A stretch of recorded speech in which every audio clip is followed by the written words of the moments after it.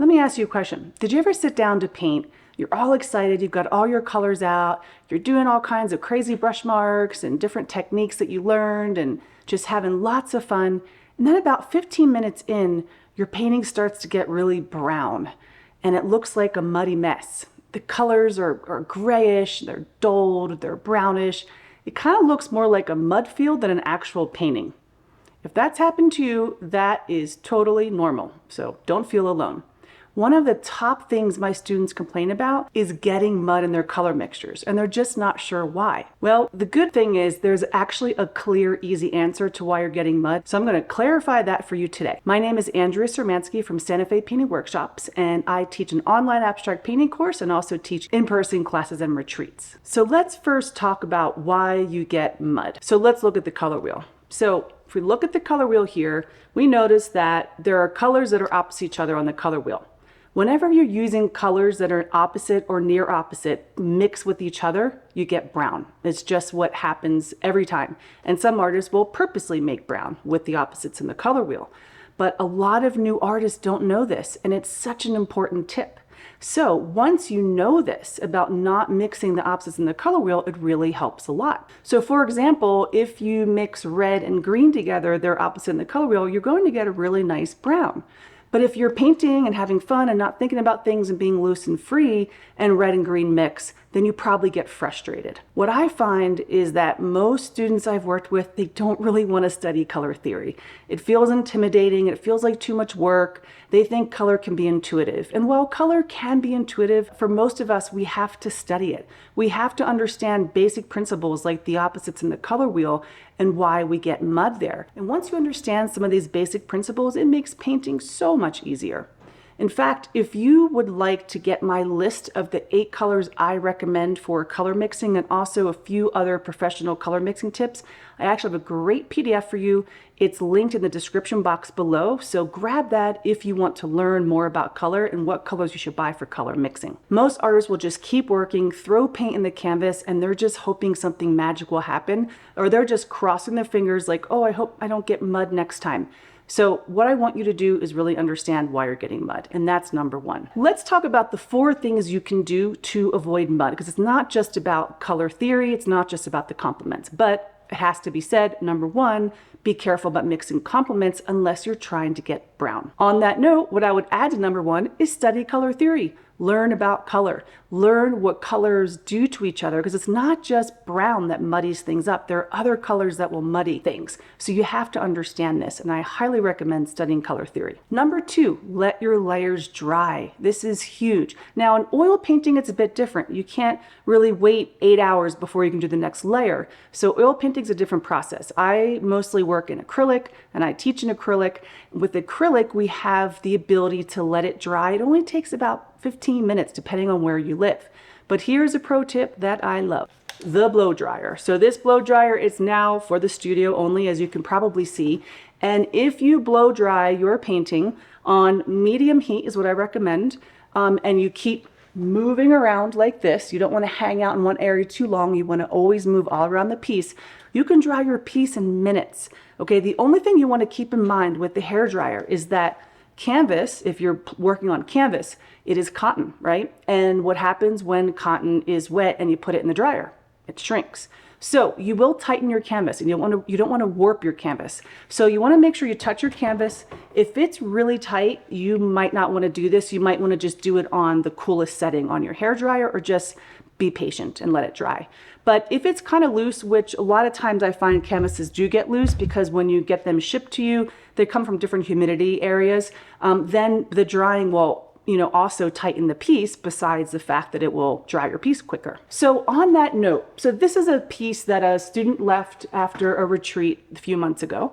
And do you see how it got muddy, right? We've got some grays, we've got some browns. It looks kind of, the whole thing looks kind of grayish, right? And she left it behind because she just didn't know what to do with it. So this is kind of what happens when we just like keep going and we keep painting and we just let things mix together. We get this sort of like dull, uninteresting mess. Okay, so just wanted to point out an example to you. So this painting actually is purposely using neutrals. So you can see that this gray purple is not really bright purple, right? So I'm using other colors to dull that color down. Same thing with the purple lavender color here. Same thing with the green. I'm actually purposely using color to neutralize, desaturate my color.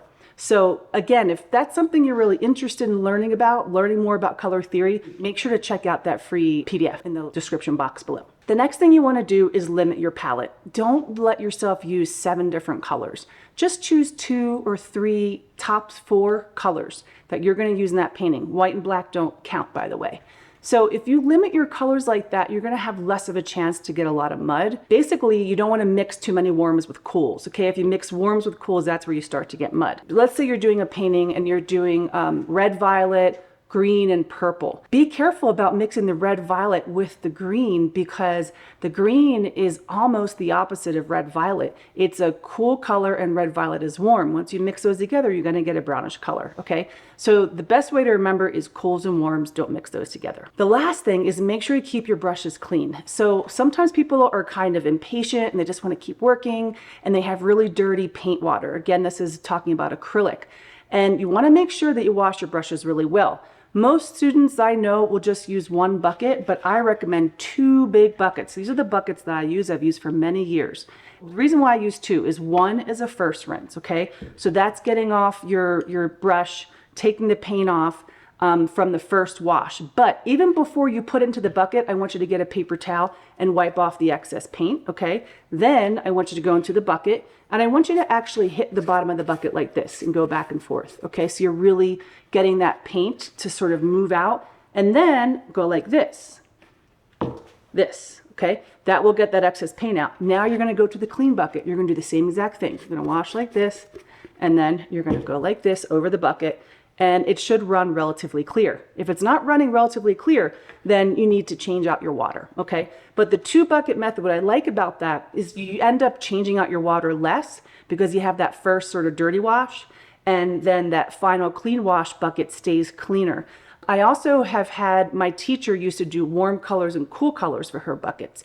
So I prefer the first wash, the second wash, but you can do either one. But use 2 big buckets of water and keep those brushes clean. So the thing is, these small changes will make a huge difference in your work. And I'd love to know if you try any of these and what result you get. Please put those in the comments below, or share your experience with getting mud and some things that you've done to try to avoid it. The thing is, these are really simple little fixes to the problem, but I do want to invite you. I've got a very special abstract painting challenge coming up on August 18th, 2025. Now, if you're watching this video after August 2025, then don't worry, I've got a special link for you in the description box below as well. This one is a 5-day challenge, and we're going to be painting an abstract landscape. And I'm going to show you all kinds of techniques and tools, and we'll be using different colors, and I'll teach you about colors and why we choose the colors that we choose. So if you want to learn how to make a really dynamic abstract landscape, you can look at the description below. I'll have a link to that challenge, and I'd love to have you in. You'll also get a Facebook group that's private where I give feedbacks to each student in the group, a Q&A each day, and it's going to be awesome. So I'd love to have you in there. And again, you can see that link right below in the description box. I hope this video was really helpful for you and that you can feel more confident about your color choices. But remember, color theory is really good to know about. And if I could encourage you to study anything when it comes to painting, the #1 thing I would choose is color theory. It's why in my abstract painting course, color is the very first module. Color is so important. If you want to learn more about my abstract painting course, there's a link all the way down at the end where you can get a link to that and check that out. But otherwise, I've got a great free PDF for you. I've got this challenge coming up. And so I would love to see how your work changes after incorporating these tips. If you like this video, I think you'll love my video on how to mix your own secondary and tertiary colors by painting your own color wheel. Or if you're a little bit more advanced, you might love my video on how to mix your own sage green several different ways. Make sure to subscribe and like this video. It makes a huge difference on my channel. Thank you so much, and I hope you have a great day.